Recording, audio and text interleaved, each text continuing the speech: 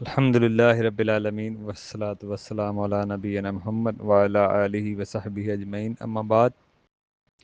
عورتوں کے وراثتی حق، یعنی کہ عورتوں کو وراثت نہ ملنے کے اسباب کون کون سی اسباب ہیں جن کی وجہ سے عورت کو وراثت نہیں مل رہی، اور کیا وجوہات ہیں۔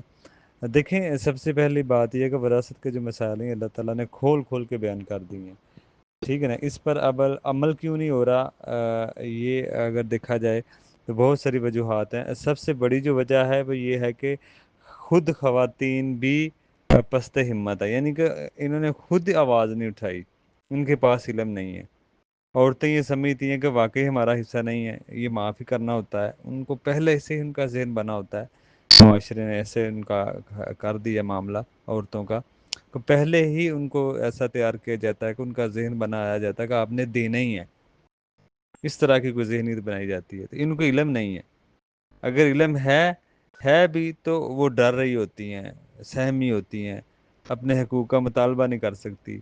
تو ایسے بہنوں سے ہم کہیں گے کہ آپ کی ذمہ داری بنتی ہے کہ آپ اپنے حقوق کا مطالبہ کریں، اپنے حصے کی ڈیمانڈ کریں، کیونکہ ہم کہتے ہیں جی منہج سلف پہ چلو، ٹھیک ہے نا، منہج سلف پہ چلو، صحابہ کے منہج پہ چلو، صحابہ کے طریقے پہ چلو۔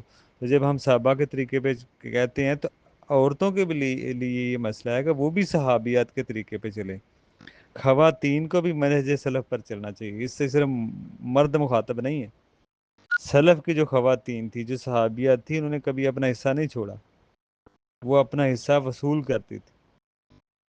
تو آج ہم کچھ مثالیں دیکھیں گے کہ صحابیات کے دور میں کیسے کیسے عورتوں نے حصے لیے۔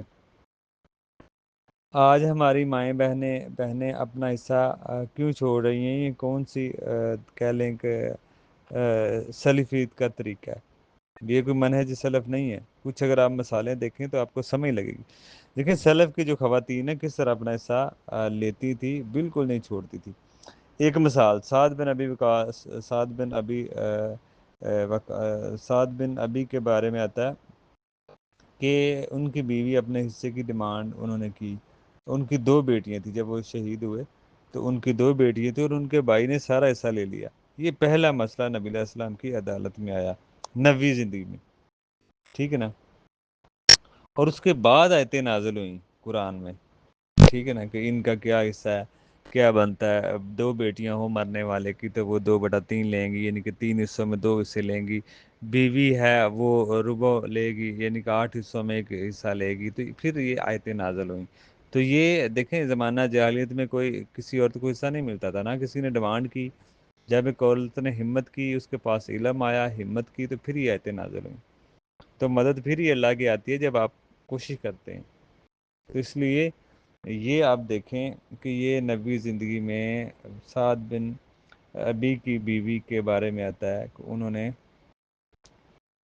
کہ ان کی بیوی نے پہلے اپنے حصے کی ڈیمانڈ کی، کیونکہ ان کے بھائی نے ان کا حصہ لے لیا تھا، حالانکہ ان کی طرف 80% آیا ہے اور 20% ان کے بھائی کو ملنا تھا، حالانکہ انہوں نے سب رکھ لیا۔ تو یہ جب اللہ کے نبی نے مسئلہ بتایا ان کو، کہ پھر انہوں نے پھر یہ مطلب یہ قرآن کی آیتیں نازل ہوئیں اور نبی علیہ السلام کو یہ بات بتائی کس طرح آپ کا حصہ بنتا ہے۔ اسی طرح حدیث میں اگر آپ دیکھیں اور بھی مسئلہ ہے عورتوں کے بارے میں، کہ حضرت ابو بکر صدیق رضی اللہ عنہ کے بارے میں آتا ہے کہ ان کے دور میں نانی نے اپنے حصے کی ڈیمانڈ کی۔ آج لوگ کہتے ہیں بوڑھوں نے کیا کرنا ہے مال، بوڑھوں کو سمجھ لیں کبھی زیادہ ضرورت ہو سکتی ہے جوانوں سے، بوڑھے زیادہ بیمار ہوتے ہیں، زیادہ ضرورت مند ہوتے ہیں بوڑھے، تو ان کو بھی مال کی ضرورت ہے۔ اللہ نے جب حصہ رکھا ہے تو سب کو ضرورت ہوتی ہے۔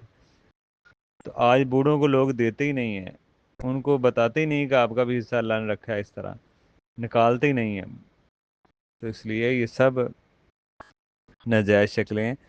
تو جب نبی علیہ السلام کے دور میں بعد میں عورتوں نے بھی اپنے حصے کی ڈیمانڈ کی ہے، تو جب نانی نے اپنے حصے کی ڈیمانڈ کی کہ مجھے بھی مال چاہیے نواسے کے مال میں، تو ان کا بھی سدس دیا گیا۔ اسی طرح حضرت عمر کے دور میں دادی اپنے حصے کے ڈیمانڈ کے لیے آئی کہ مجھے حصہ چاہیے پوتی اور پوتے کے مال میں۔ اسی طرح حضرت عثمان کے دور میں ایک واقعہ پیش آیا کہ ایک بندے نے بیماری کی حالت میں اپنی بیوی کو طلاق دے دی، تو حضرت عثمان رضی اللہ عنہ نے اپنے وہ عورت کو حصہ دلایا بیوی کو، حالانکہ انہوں نے بیماری کی حالت میں دی تھی۔ تو ان کی 4 بیویاں تھیں، 8واں حصہ ان کو یعنی کہ ان کو ملا۔ تو یہ اگر آپ دیکھیں تو یہ اس میں بات ہے کہ اسی طرح امام ابن تیمیہ بھی کہتے ہیں کہ اگر کوئی اپنی بیماری میں بیوی کو طلاق دے دے، بیماری کی حالت میں کہ میں مرنے والا ہوں تو چلیں اس کو حصہ نہ ملے، تو پھر بھی اس کو وراثت ملے گی۔ ہاں اگر صحت یابی میں کوئی اپنی بیوی کو طلاق دیتا ہے، عدت گزر جائے، پھر بیوی وراثت میں حصے دار نہیں بنتی۔ تو یہ دیکھیں، آپ خود دیکھیں کہ یہ نبی زندگی میں بعد میں بھی عورتیں اپنے حصے کی ڈیمانڈ کرتی تھیں۔ تو یہ کہہ لیں کہ حضرت فاطمہ کی سنت ہے، حضرت فاطمہ نے بھی تو اپنے حصے کی ڈیمانڈ کی تھی نا کہ میرا حصہ بنتا ہے یا نہیں۔ ہاں نبیوں کی جو وراثت ہے وہ امت پہ کی طرف ہوتی ہے، وہ اس کی وراثت نہیں نبیوں کی تقسیم ہوتی، لیکن انہوں نے اپنے حصے کی ڈیمانڈ تو برل کی نا۔ بنتا نہیں ہے چلیں وہ تو ٹھیک ہے، الگ بات ہے، لیکن اپنے حصے کی ڈیمانڈ کی۔ تو آج بھی عورتوں کو چاہیے کہ اپنے حصے کی ڈیمانڈ کرنی چاہیے، اور اگر وہ ڈیمانڈ نہیں کرتی، خود آگے بڑھ کے علم نہیں سیکھتی، تو پھر ظاہری بات ہے یہ مشکل ہے، اور یہی ایک بڑا اسباب ہے جن کی وجہ سے عورتوں کو حصہ نہیں ملا۔ اور بھی ہم مثال دیکھیں گے آگے کہ حضرت عثمان کے دور میں بھی عورتوں کے ساتھ اس طرح کوئی معاملہ بنا وراثت کا، تو انہوں نے اس کو کیسے حصے دیے۔